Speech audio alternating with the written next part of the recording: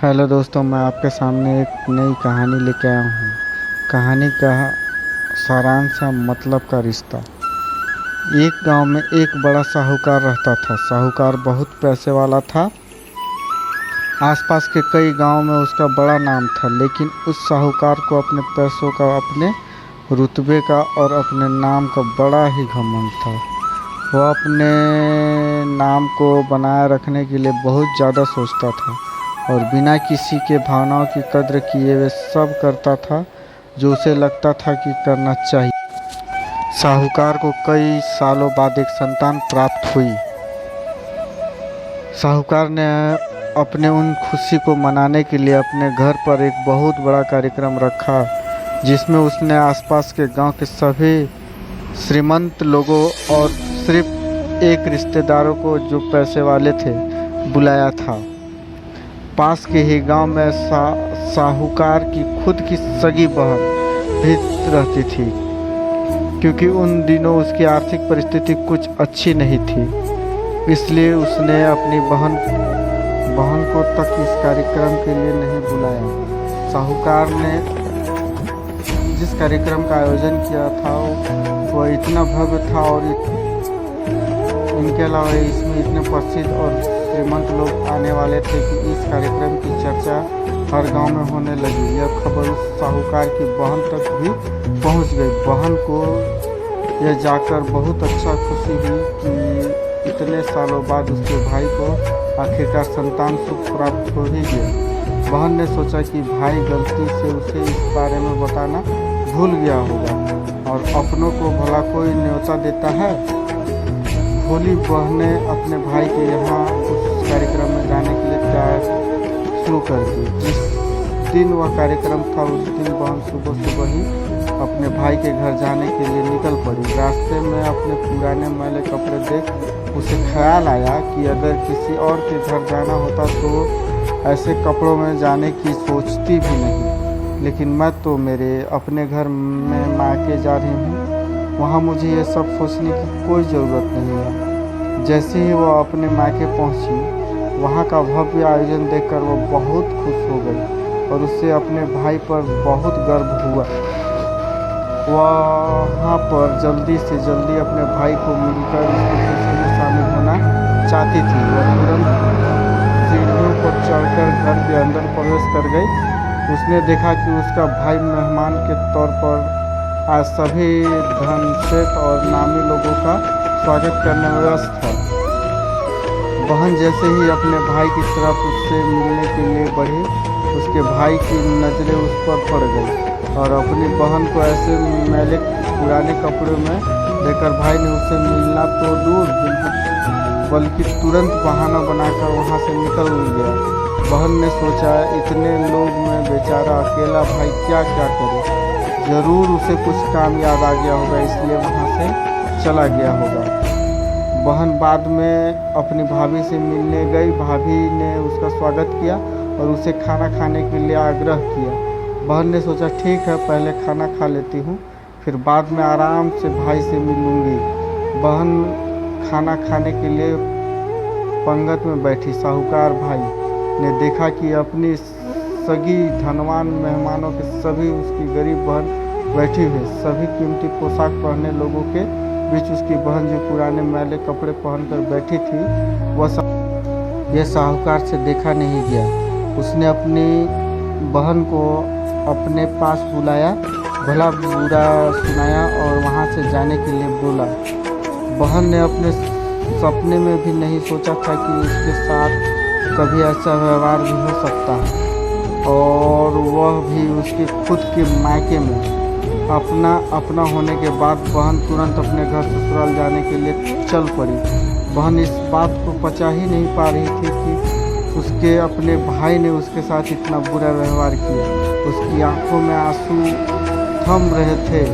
रास्ते में उसे अपनी पुरानी दोस्त मिली। उस दोस्त ने उसे रोने का कारण पूछा। हाल ही में बहन उसे कुछ भी नहीं बताना चाहती थी, लेकिन दोस्त के बार बार पूछने पर उसने उसके साथ हुई सारी घटना उसे बता दी।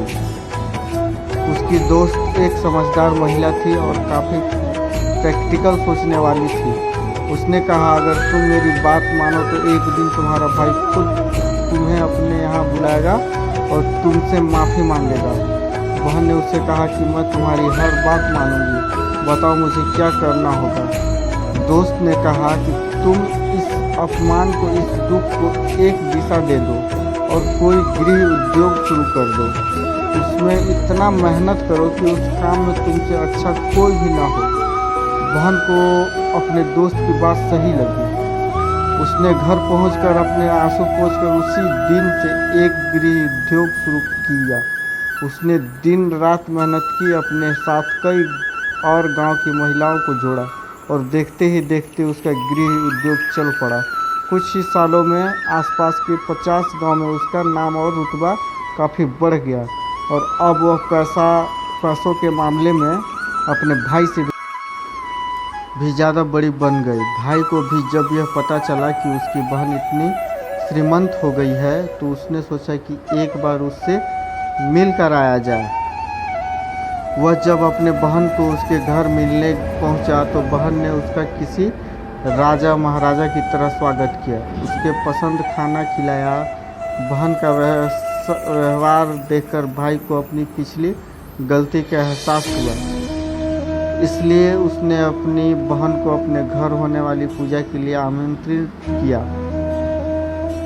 कुछ ही दिनों बाद बहन अपने भाई के यहाँ उस पूजा के लिए पहुँच गई। जैसे ही बहन अपने भाई के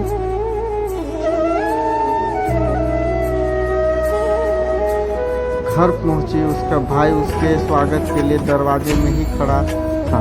बहन अपने महंगी गाड़ी में आई थी। उसने बहुत ही कीमती साड़ी और उससे भी ज़्यादा कीमती गहने दागिने पहन रखे थे। बहन का ऐसा ठाट बाट देखकर सिर्फ भाई ही नहीं बल्कि उसका पूरा गांव दंग रह गया। भाई दौड़कर आया और बहन की गाड़ी का दरवाज़ा खोलकर उसे बाहर आने के लिए कहा और बड़े प्यार से उसे पूजा का प्रसाद ग्रहण करने के लिए बुलाया। बहन को इस बार 12 पकवान परोसे गए थे। चांदी की थाली में उसे खाना दिया गया था और साथ में एक सोने की चम्मच भी रखी गई थी। उसके बैठने के लिए बेशकीमती पाट रखा गया था। बहन को यह सब देखकर उसके वह पुराने दिन याद आ गए जब भाई ने उसे बिना खाना खिलाए ही भला बुरा कहकर वापस लौटा दिया था। बहन खाना खाने के लिए तो नहीं बैठी, लेकिन उसने अपने सारे कीमती दागिने और जेवर उतारकर उस थाली में सामने रख दिए और खाने में से कुछ मिला वाले उन दागिना पर रख दिया। बहन का ऐसा व्यवहार देखकर सभी हैरान थे। किसी को नहीं समझ में आ रहा था कि बहन ऐसा क्यों कर रही है, आखिर वह क्यों इन जेवरों को खाना खिला रही थी। जब सभी ने उससे पूछा कि वह क्यों ऐसा कर रही है, तब बहन ने सबके सामने बताया कि आज जो उसका इतना मान सम्मान हो रहा है वह दरअसल उसका नहीं, उन कीमती दागिनों और कपड़ों का हो रहा है, क्योंकि मैं तो कभी भी वही पुरानी साहूकार की बहन थी। अगर कुछ बदला है तो वह मेरी परिस्थिति है, मेरे कपड़े और गहने हैं। भाई ने अपनी गलती का एहसास होने पर इस बार अपनी बहन के पैर पकड़कर माफ़ी मांगी।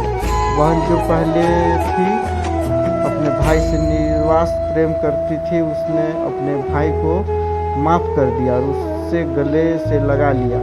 दोस्तों, पैसे सिर्फ हमारे जीवन को सरल बनाते हैं, जबकि रिश्ते जीवन में मिलने किसी वरदान की तरह है। अगर उन्हें सच्चे मन से और निस्वार्थ भाव से निभाया जाए, पैसे खर्च हो जाए तो आप बाद में भी कमा सकते हैं, मगर रिश्ते खर्च हो जाए तो टूट जाए तो दुनिया का सारा धन भी आपको उन्हें वापस नहीं दिला सकता।